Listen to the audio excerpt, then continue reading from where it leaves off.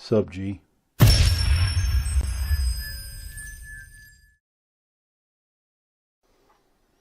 Hey gang, Jeff Stone here with day 7 of the year 2016 at magicreview.com, looking at G, John Guastafaro. Now look at how that's spelled. Is that Guastafaro, or is it Gustafaro? I'm going to go with Guastafaro. Anyway, John G, as most people call him. This is a 2-disc set. It's called Center Stage. It's produced by Vanishing Ink. It's $40, and you get a buttload of stuff. You get 14 effects, and but that's 14 effects. That's not a ton, right? When I say a buttload of stuff, though, as the ad copy points out, embedded into the tricks and the explanations are lessons. And there are some really good lessons. So if you're familiar with John G's work at all, then you're familiar with his, he teaches the idea of 1 degree. And the basic concept is that, if you take water boiling at 212 degrees, if it's at 211, it's hot, but it's not boiling. But when it hits 212, the whole complete structure of the water changes. It turns to steam, and that steam can power. That's how nuclear power works, by the way, guys. I don't know if you know that, but generally speaking, the reactor is just a big fat boiler.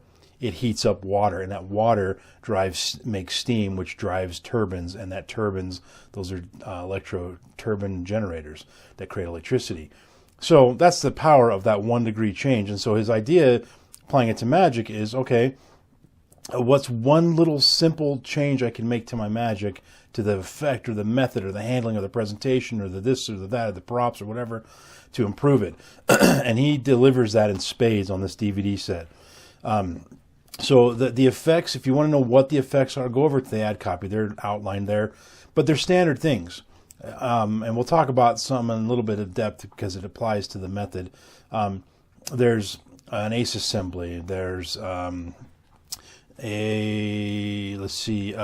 multiple selections routine, a sort of a sandwich routine, an invisible deck routine, the mystery card plot. There's a Biddle trick, a version of a Biddle trick. There's I want to say Aces 2 card case, but it's sort of Aces from the card case, or sort of both. There's an Ace production. There's a homing card routine. So these are pretty standard. Excuse me. Pretty standard routines that you're probably familiar with. But let's just take, for example, his assembly line. That's the Ace assembly. His 1 degree tweak to that is, rather than using a table, he brings 4 people up on stage and uses them as the props. And they each get about a quarter of the deck. And so a lot of you are thinking, well, I've probably, some of you out there probably done an Ace assembly with people instead of a table, because we've all been in that situation where you're like, crap, I can't do this without a table. And so, sorry, I got distracted by looking at my button here, which reminds me, I need to mention this. It looked like it was all twisted around. One of my readers commented about, he's like, so does Jeff own more than one shirt in the year 2016? You'll notice every review for this year so far has been me wearing a black shirt. The reason is I'm still having trouble with my lighting. Every day I'm tweaking the lighting. Well, you can't see them, but what the heck? I don't know. This is going to be weird. I'm not going to do it. I was going to move my camera to expose behind the green screen, but it was just going to get weird, and I don't want to screw up the lighting. So anyway, maybe I'll try that on another video. But the color of your shirt affects the lighting, especially when you're in such tight quarters that I'm in when I make these videos. And so what I've been doing, I've been trying to minimize the variables. So I just have this black shirt hanging in my office that I wear, and I've been changing the lighting configuration multiple different ways. And I've just not found one that quite works right. If you look closely at the videos on when I'm wearing the black shirt, you'll see, I think it's on this side, where you can kind of see the background, like as if my shirt were part of the green screen. So now I've got another lighting configuration, a different camera angle, and a white shirt. I'm just completely resetting everything. And this one I actually did a test, and it actually looks pretty good. So I'm hoping that this is it. If it is, by the way, I'll be taking off this shirt, hanging it in my office, and I'll be wearing it every day to film these videos, just for the 10, 20 minutes it takes to film them. Or if the lighting configuration and the camera angle I'm doing works, then I will maybe try different shirts without changing any other variables. Anyway, enough of that. Back to the review.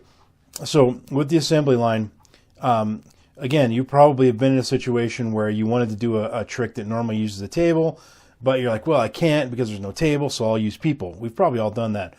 But he had a nice little touch that, because of the fact that he's using people, allows him to let the spectators choose where the aces will assemble.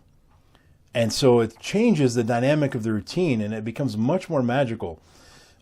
So the little things like that. He's got a really cool thing where I don't think I have a straw, so we'll just use I think it's a Wendy's knife or whatever. Imagine this is a straw, but you're holding it, and then all of a sudden it starts to turn into a V shape, which, like this. That's a straw, though, anyway. But you end up, when you're done, it's like totally a V shape, and you're just holding it at your fingertips, and it can be done impromptu with any straw, as long as the straw is a decent length. And that's it. So there's that on there. There's he has Gemini squared, which is again another effect based on the Carfuls or Alan Ackerman Gemini twins, Gemini mates, respectively. It's based on that concept, but again, he added that 1 degree that made it a slightly different effect, and had a nice little kicker at the end that you, I guess you could probably still do with the original method, but he added it, and that's the 1 degree change.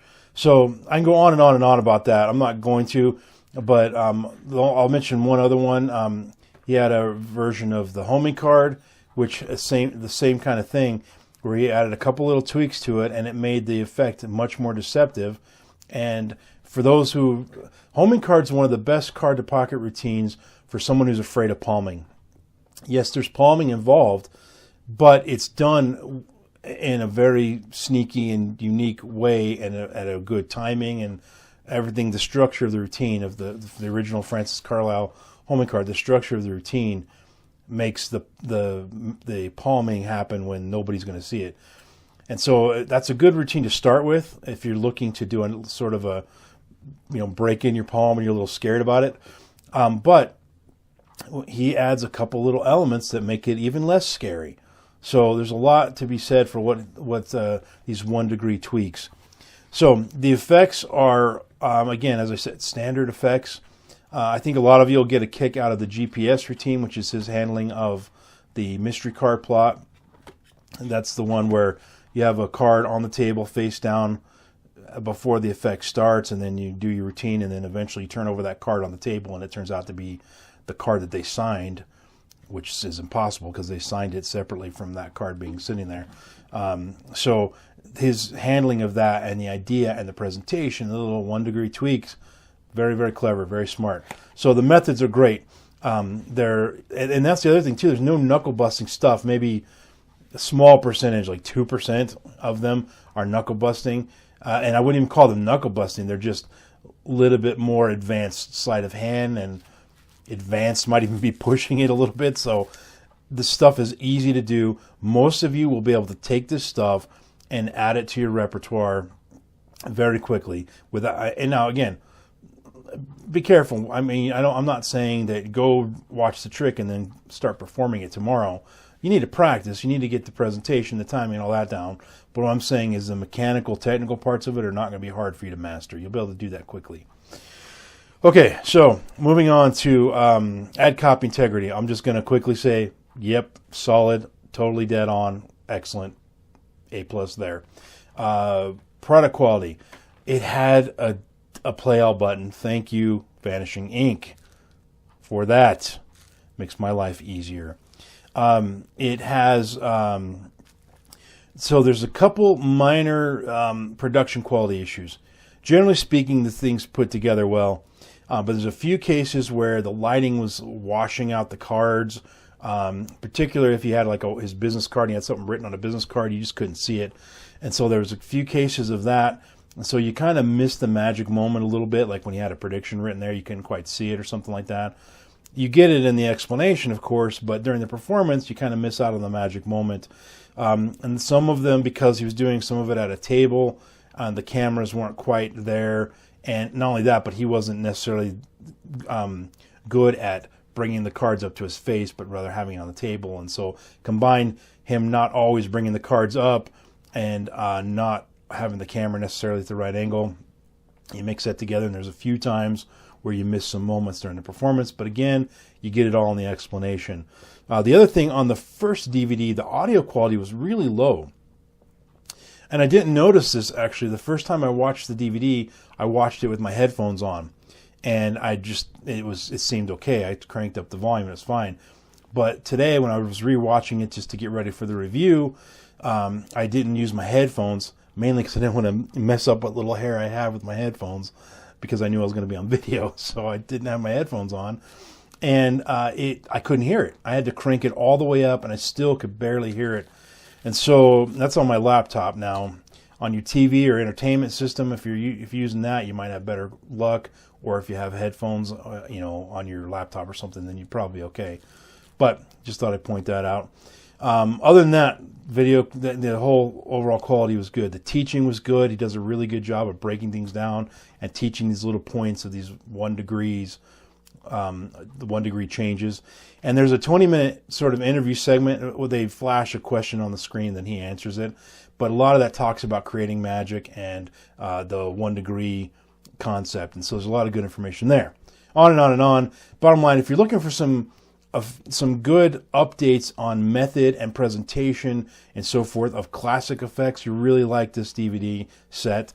If you're looking to improve and grow as a performer and learn how to tweak your magic and be a better creator and more like a customizer, because I wouldn't say that John G has anything on there that's like, yep, that's just totally original with John. But what you have is him personalizing these classic effects that are good effects that have stood the test of time. And so he's personalized those, and he shows you how to do that yourself. So if you're into that kind of stuff, you'll definitely love these DVDs. Bottom line, 4.5 stars, stone status of gem. There you have it. So it's time for you to like the video, subscribe to the channel, share it, and listen to the random iTunes song of the moment, which is... What is this? I don't even know this one. How'd this get on my list? It's called Let There Be Drums. I guess it's by Sandy Nelson. It sounds like it's a drum solo. It's actually off of the Timeless Hits of the 60s. It's a compilation of like the greatest 60s hits. There's some really good tunes. I bought it because it had Incense and Peppermint. It had Hair and Signs and War and all the classic hippie protest songs from the 60s that I love. Anyway, that's it. I'll put a link to that in the description below. Thanks for watching, folks. Tune in tomorrow, day 8, where we review Destination by Russ Andrews and World Magic Shop. Thanks for watching. Peace out. Thank